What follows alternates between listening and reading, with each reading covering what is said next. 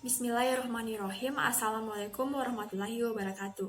Perkenalkan, nama saya Yatun Syahira, NPM 0319010215, kelas B.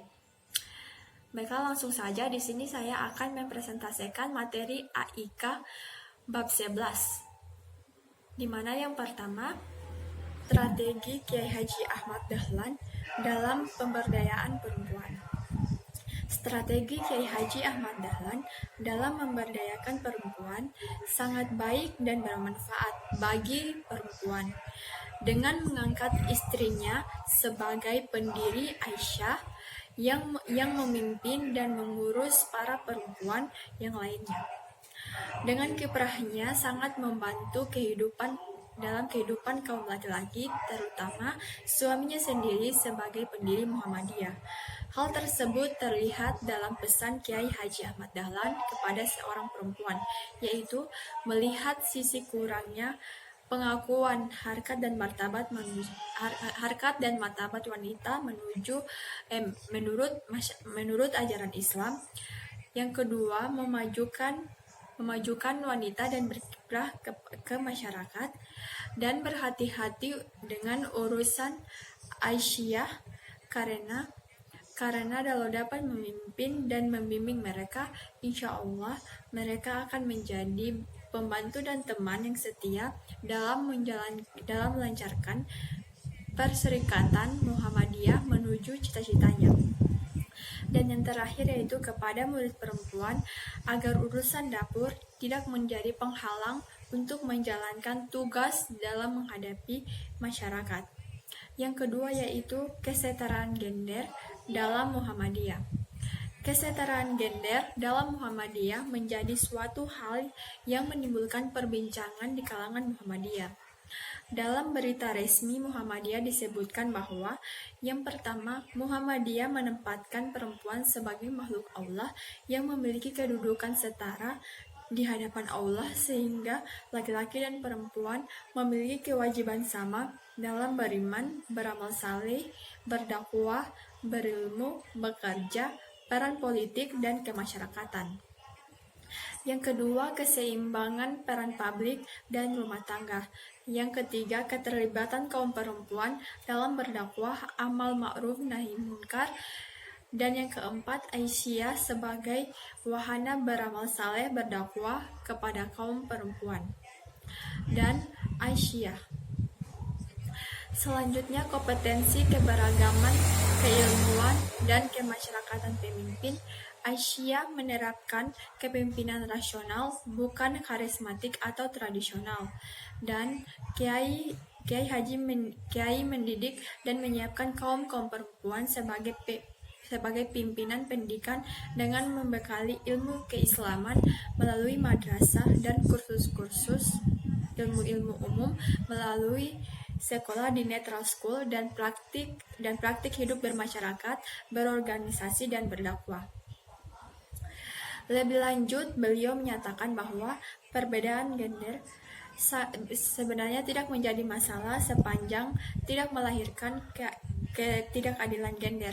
Namun realitanya historis menunjukkan bahwa perbedaan gender ternyata telah melahirkan berbagai ketidakadilan gender, terutama bagi kaum perempuan. Salah satu fenomena ketidakadilan gender adalah penindasan dan pemerasan kepada perempuan.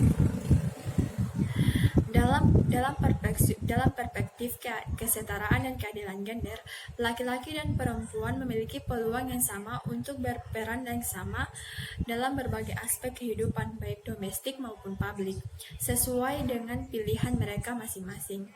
Pilihan itu ditentukan dan dipengaruhi oleh banyak faktor, mulai dari faktor biologis, fisiologis, psikologis, sosiologis, dan yang lebih penting yaitu faktor teologis atau norma-norma yang dianut, termasuk di dalamnya adalah agama.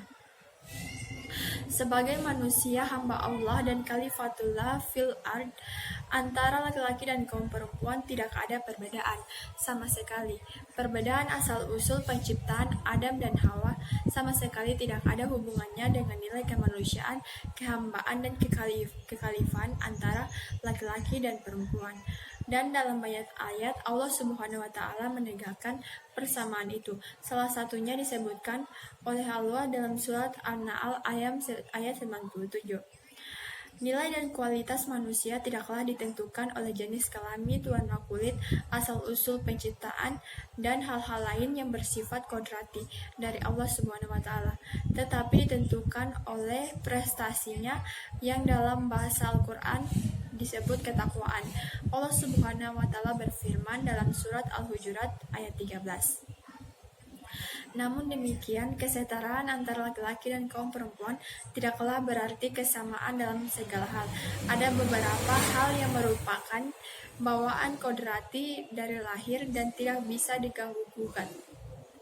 Misalkan siklus reproduksi yang dialami kaum perempuan, yaitu sedikit banyaknya yang mempengaruhi fungsi dalam kehidupan baik domestik maupun publik. Jadi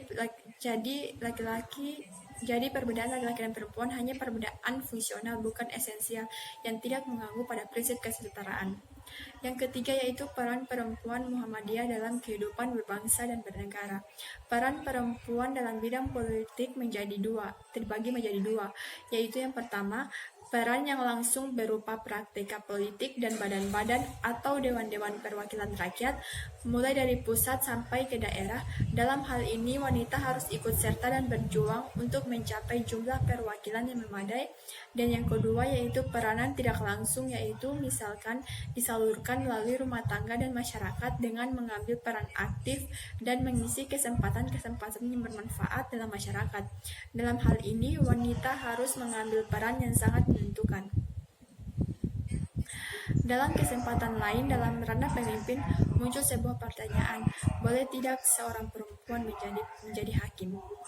Sebagai jawaban dari pertanyaan tersebut, maka wanita dan laki-laki bertanggung jawab atas apa yang dilakukannya oleh masing-masing, dan mereka harus mengetahui mana itu yang dapat menimbulkan dosa dan tidak.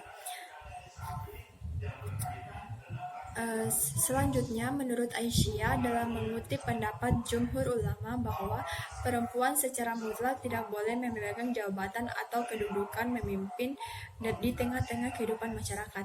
Padahal seharusnya penafsiran tersebut sebagai ungkapan sementara yang terjadi pada saat itu dengan keadaan yang mengitarinya pada saat itu, pada suatu keadaan yang bersamaan pada zaman masa lampau dan yang sekarang. Namun pada saat ini kita sudah melihat banyak sekali wanita yang bisa menjadi hakim dalam suatu negeri. Dan kita juga bisa melihat pada masa lampau terjadi kepemimpinan terhadap kisah yang sudah sangat dikenal sekali, yaitu kisah Ratu Balkis. Itulah presentasi materi AIK bab 11 dari saya. Kurang dan lebihnya mohon dimaafkan. Akhir kata saya ucapkan wabillahi taufiq wal hidayah. Wassalamualaikum warahmatullahi wabarakatuh. Terima kasih.